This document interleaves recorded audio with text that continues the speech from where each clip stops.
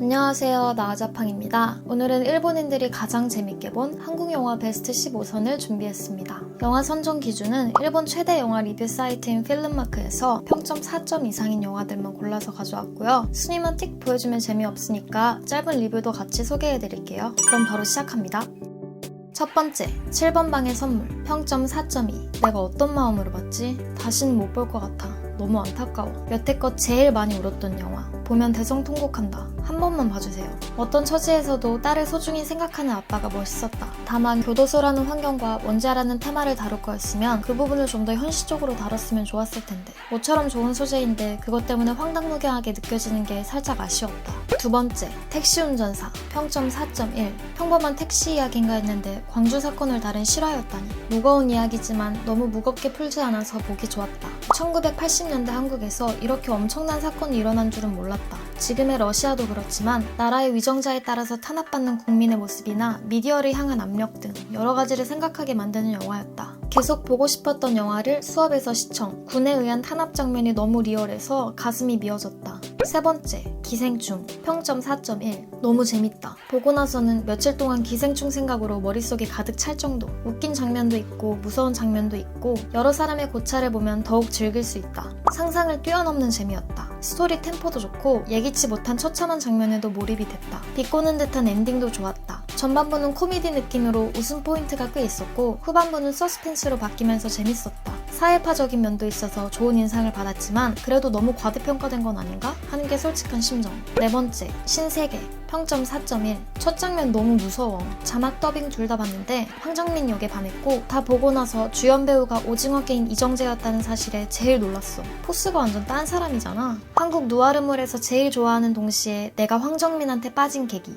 상상했던 대로의 스토리였지만 역시 한국 영화는 표현 방식이 훌륭해. 그리고 특히 황정민의 개성 넘치는 캐릭터가 마음에 들었어. 다섯 번째, 올드보이, 평점 4.1. 기승전결의 전이 대박이고 하이라이트랑 영상미가 너무 좋다. 항상 HP 게이지 만땅인 주인공도 최고. 역시 이 정도는 돼야 느와르라고 할 수 있지. 일단 대단했다. 뭘 어떻게 생각해야 이런 이야기를 떠올릴 수 있는지. 이는 생각지도 못했는데 고문에는 최적이네요. 예전부터 보려고 했던 건데 영화관에서 하길래 봤다. 엄청나다. 처음부터 끝까지 눈을 뗄 수 없었다. 겨우 그런 걸로? 가 겨우가 아니었겠지. 찝찝한 뒷맛이 좋았다. 여섯 번째, 1987, 평점 4.1. 본인들 손으로 쟁취한 민주주의 역사란 정말 강력한 것 같아요. 송강호의 택시 운전사를 보고 이 영화를 보면 더 그렇게 느껴요. 이런 작품을 만들 수 있다는 게 한국의 강점이라고 생각합니다. 고맙습니다. 실화라는 설득력과 연기자 실력 덕에 끝까지 볼 수 있었지만 막판에 너무 감동을 부추긴다는 느낌을 받아서 스토리에 집중이 안 됐어요. 한국의 한 역사를 알 수 있다는 점에서 볼 가치는 있다고 생각합니다. 훌륭한 영화였어요. 택시 운전사 광주 5.18도 봤는데 개인적으로는 이 영화가 딱 필이 꽂히더라고요. 몇 번이나 울고 울었는데 마지막에 실제 영상이 나오는 걸 보고 또 울었어요. 조금 긴 느낌이 없지 않아 있지만 그래도 컷 편집을 꽤 한 것 같아요. 화이의 장준환 감독 작품이란 걸 알고 또 볼까 생각 중입니다. 일곱 번째, 스윙키즈, 평점 4.1. 별로 못 보던 느낌의 영화.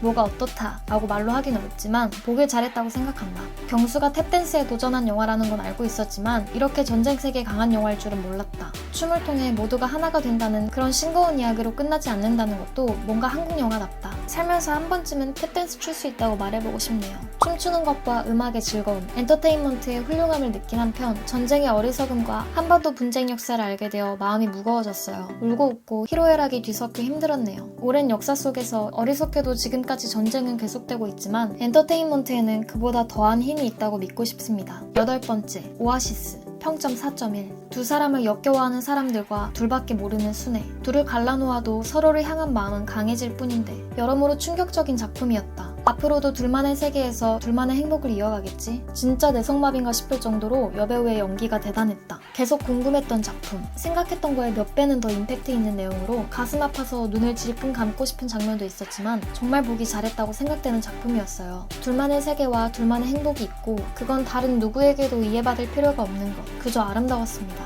아홉 번째, 주전장, 평점 4.1. 수업에서 보았다. 이건 정말 여러 사람이 봤으면 좋겠어. 어떻게 받아들일지는 그 사람 자유지만 분명 생각해볼 수 있는 계기가 될 거야. 역사수정주의자들이 지금도 이 나라 권좌에 오래 앉아있다는 사실을 직시해야 한다. 알고 있었기 때문에 들여다보는 것이 두려웠지만 편집은 유튜버인 만큼 템포나 이야기 흐름이 좋아서 질리지 않게 볼 수 있었고 유머가 풍부해서 좋았다. 알려고 할 것, 알았으면 잘 생각해볼 것, 실수를 반복하지 않도록. 10번째, 뷰티 인사이드, 평점 4.0. 굉장해. 매일 내면 빼고는 다 바뀌어. 성별도, 나이도, 목소리도, 얼굴도, 언어도 전부 다. 비현실적이지만 엄청 빠져들어. 또 하나의 새로운 연애물을 발견했네요. 내면만을 사랑할 수 있다니 진짜 대단하다 라며 감탄했다. 난 아직 그 정도 깜냥은 안 되는 것 같다. 박서준이랑 이동욱, 최애가 2명이나 나오고 이수라는 마음의 스승까지 생겨서 대만족. 넷플릭스에서 뭐 볼 거 없나 하다가 한효주 미모에 반해서 보게 된 뷰티 인사이드. 일단 캐스팅이 사기다. 의외노 줄이 나오는지 몰랐음. 세계관은 느긋하지만 설정은 과격해서 템포감 있게 볼 수 있었다. 엄청 좋았다. 11번째, 써니, 평점 4.0. 일본판을 먼저 봤는데 거의 완벽 카피에 가까웠네요. 마지막 감동은 역시 오리지널인 이쪽이 더 좋은 듯. 자기적인 일본판에 비해 끝맺음이 좋았어요. 깔끔하고. 아줌마들이 단체로 교복 입고 싸우는 영화의 최고봉이며 아줌마들이 상복 입고 춤추는 영화의 최고 걸작. 한국 영화는 역시 재밌어. 일본판 써니를 좋아해서 이것도 늦었지만 감상. 한국 시대 배경이 신선했어요. 일본판은 코겨루 시대의 그리움이 더 전면에 드러나지만 한국판은 멤버들 개성이 강하고 눈물을 자아내는 묘사가 많은 느낌. 어쨌든 이 스토리는 최고네요. 12번째, 형, 평점 4.0.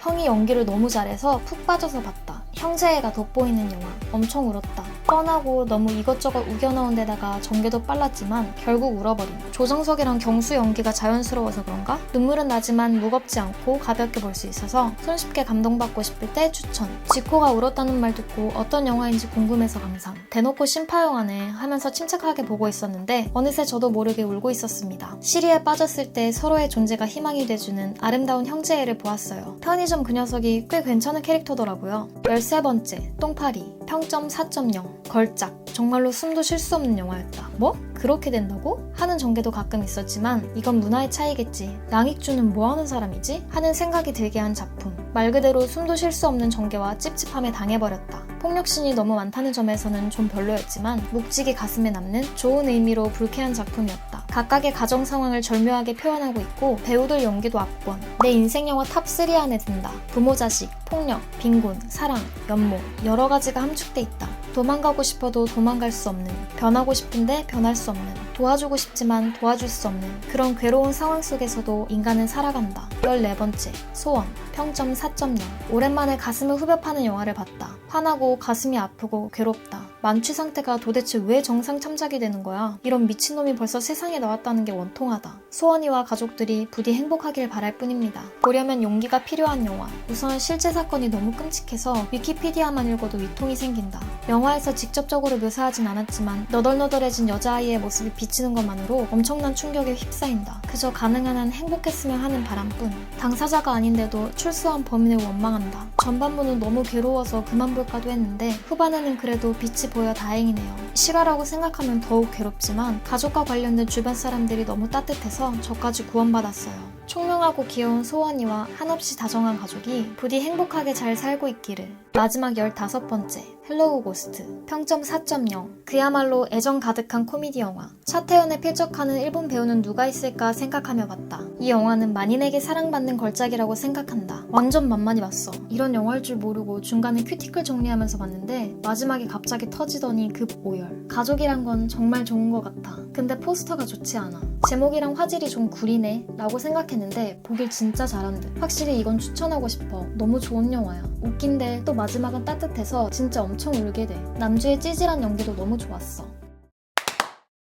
정말 명작이지만 아쉽게도 4점을 못 넘긴 작품도 상당히 많은데 그런 영화는 또 따로 모아서 보여드릴 예정이니까 기대 많이 해주셨으면 좋겠고 오늘 영상이 재밌으셨다면 좋아요 한 번씩만 부탁드릴게요. 그럼 저는 다음에 더 재미난 영상으로 찾아뵙겠습니다. 오늘도 시청해주셔서 감사드리고 행복한 하루 보내세요. 안녕.